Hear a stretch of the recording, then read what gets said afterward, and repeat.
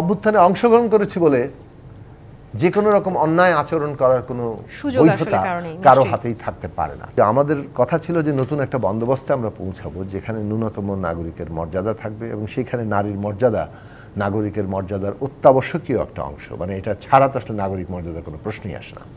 কাজেই সেই দিক থেকে নাগরিকের মর্যাদা মানেই আসলে তার নিরাপত্তার জায়গা তৈরি হওয়া, তার দৈহিক নিরাপত্তা, তার মানসিক নিরাপত্তা। সেই জায়গাটা আমাদের এখানে আগের ঘটনাই চলছে।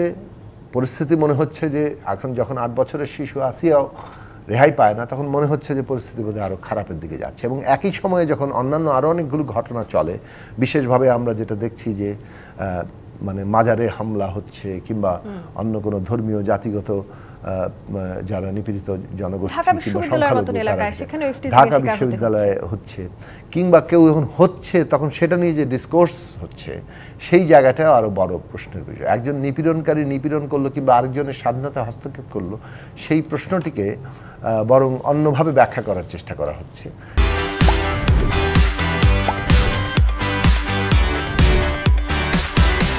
এবং সেইটাকে অনেক ক্ষেত্রে পুরস্কৃত করা হচ্ছে। কিংবা আমরা দেখছি কেউ কেউ মানে কি বলে যে আইন হাতে তুলে নেওয়ার হুমকি দিচ্ছেন, কেউ কেউ কারো কারো মৃত্যুদণ্ড ঘোষণা করে দিচ্ছেন, কতলের ঘোষণা দিয়ে দিচ্ছেন।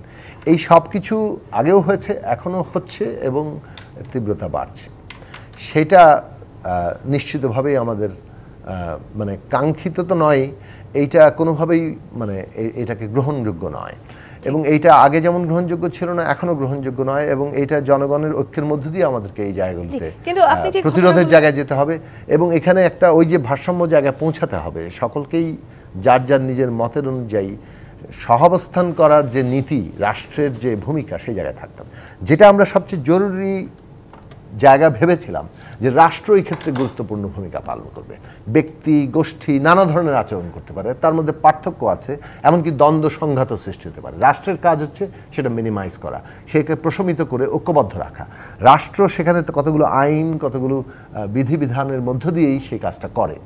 সেই আইন বিধিবিধান সকলের জন্য সমভাবে প্রযোজ্য হবে।